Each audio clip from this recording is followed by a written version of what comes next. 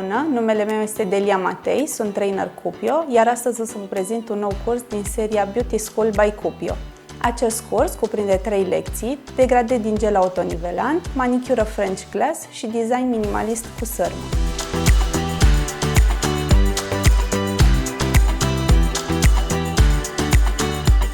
În episodul de astăzi, degradé din gel autonivelant, vă voi învăța cum aplicăm ideal sclipiciul în zona cuticulei și cum formăm un blic perfect. Rămâneți cu noi până la final, promit că veți învăța lucruri noi și folositoare și v-am pregătit și 2 surprize. Pentru îndepărtarea materialului voi folosi capătul de freză carbid pe 3SF. Pentru început voi scurta ținând freza vertical, voi scurta unghiuța și voi îndepărta cu mișcări de sus în jos produsul de la jumătatea unghiei în jos.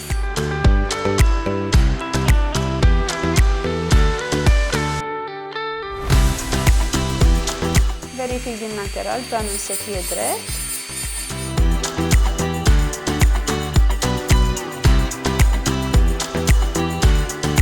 Voi folosi pila Long Lasting 100 pe 150 și cu partea fină voi pili de la stânga către dreapta.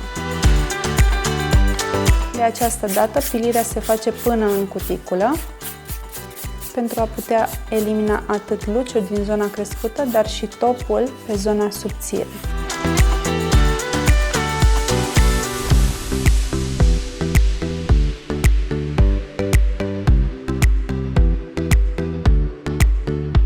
Acum o să dăm și forma unghiuței. Cu pila la 90 de grade voi rotunji marginea liberă.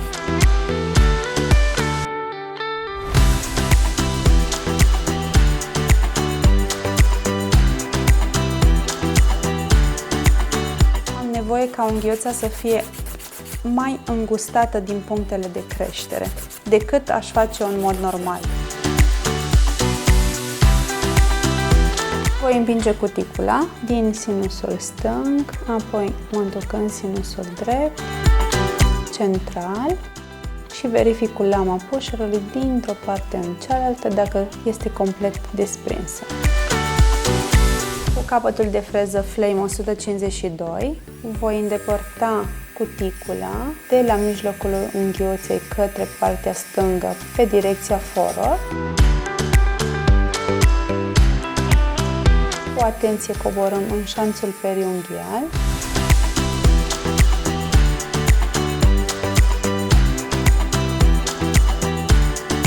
Schimbăm direcția pe reverse și revenim cu capătul de freză de la mijlocul unghiuței către partea dreaptă.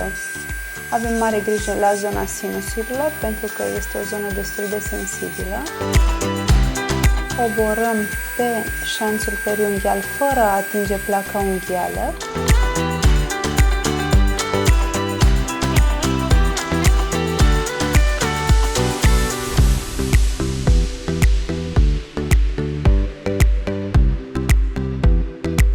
Tot cu capătul de freză flacără, pe direcția de forward, întoarcem mâna și ridicăm ușor cuticula cu mișcări scurte.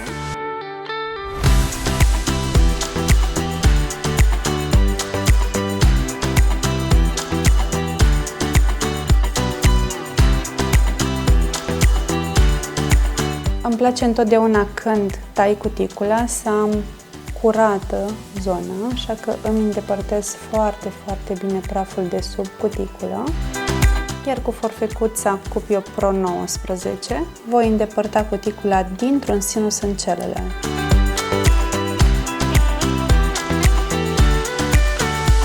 Mișcările sunt scurte, încercăm să nu scoatem veul forfecuței din veul cuticulei pentru a avea o cuticulă tăiată neîntrerupt.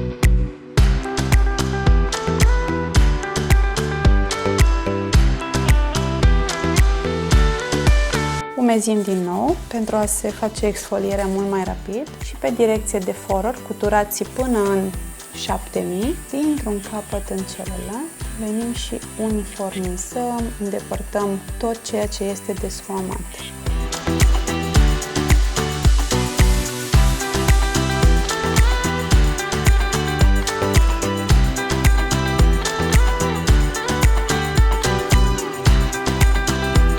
Mare grijă în faldurile laterale, unde avem foarte uscată zona, revenind din toate direcțiile, pentru că nu este absolut nicio problemă.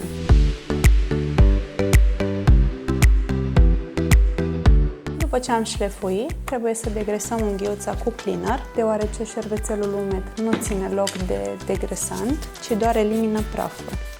A venit momentul să anunțăm prima surpriză. Lasă un comentariu cu ce ai vrea să vezi într-un viitor clip, abonează-te la canalul nostru de YouTube, pornește notificările și poți câștiga un premiu surpriză. Câștigătoarea va fi anunțată într-o săptămână printr-un comentariu la acest videoclip. Aplicăm soluțiile de pregătire pe întreaga unghiuță, se usucă instant la aer.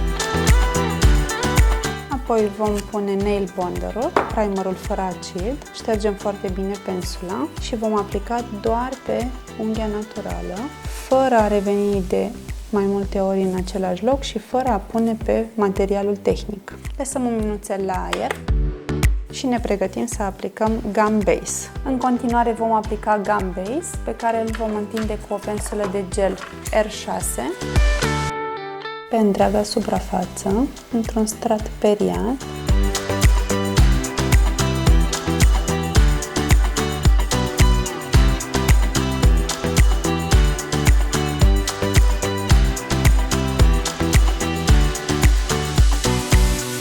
Polimerizăm 60 de secunde. Pentru a putea face designul propus, cel cu degradé din sclipici și gelul autonivelant, voi folosi din colecția Carnival, Santa Cruz, ca și nuanță. Este un albastru cu verde. Voi pune în apropierea cuticulei și cu pensula Effect am să așez mai întâi fix lângă cuticulă particulele și apoi o să le pierd către mijlocul unghiei.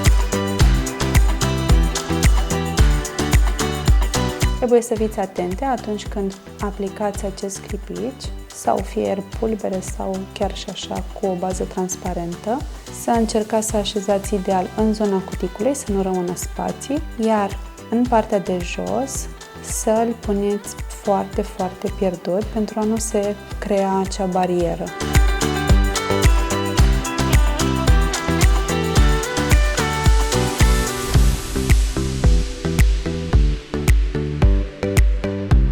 Polimerizăm 30 de secunde în lampa LED UV. Iar acum, cea de-a doua surpriză. Sunteți pregătite? Este vorba despre un cod de reducere de 10%, Delia 10, valabil 3 zile de la data postării acestui clip. Vă urăm spor la cumpărături! Acesta este degradeul. Ați întâmpinat dificultăți în realizarea lui? Vom aplica din gama Express Builder Gel, nuanța French Tint, într-un strat foarte pensulat, cu pensula din sticluță, la o distanță de 2 mm departare de cuticulă. Este important în acest tip de degradé, de design, ca nuanța aleasă pentru cover să fie translucidă. După ce am dat stratul pensulat, voi lua o bulă pe care o voi așeza în apropierea stratului de alunecare. Voi împinge de produs, stânga-dreapta, până ajungem la vârf.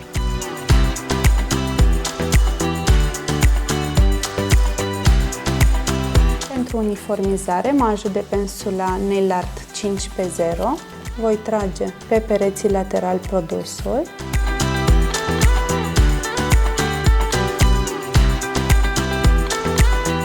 După realizarea blicului ideal, am să vă arăt un mic secret. Întoarcem mâna, privim din lateral pentru a se forma blicul, tragem dinspre cuticulă spre mijlocul unghiei și dinspre vârf spre mijlocul unghiei și așteptăm să se uniformizeze. Verificăm blicul și din partea de lângă cuticulă voi trage pierdut peste paietuțe. Nuanța French Tint este o nuanță extrem de translucidă, nu are acoperire foarte mare, dar este ideală pentru baby boomer. Dacă observați, se și vede acest lucru, pentru că anterior am avut albă extensie, acum că am venit cu gelul Builder Express French Tint, s-a creat ca un baby boomer. Și polimerizăm. În continuare vom aplica finish-ul Time to Shine. Primul strat îl vom da foarte subțire și foarte, foarte aproape de cuticulă.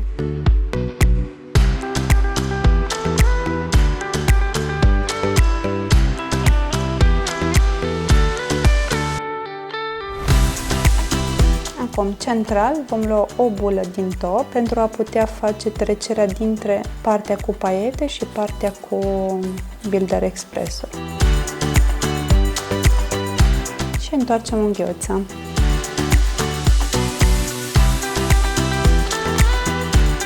Verificăm blicul și polimerizăm pentru 30 de secunde. Ce părere aveți despre acest nou episod? Vi s-au părut utile informațiile? Dacă da, rămâneți alături de noi pentru că urmează să postăm celelalte două lecții, French Glass și Design cu sârmă. Așa că dați like, share and subscribe. Vă mulțumim că ați fost alături de noi. La revedere!